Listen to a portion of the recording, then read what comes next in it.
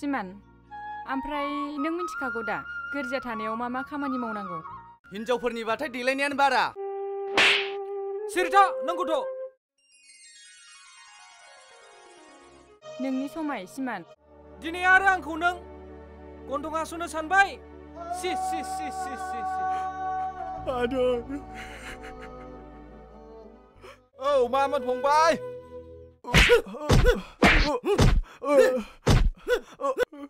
सिमान!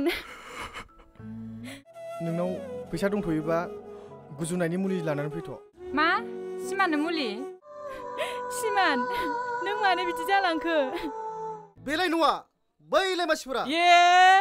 थारलां। गोख्रै थां नङाबा दानगोन आं। आद्रा जासिगोन। जों सानैनि मोजां मोनलायनाया।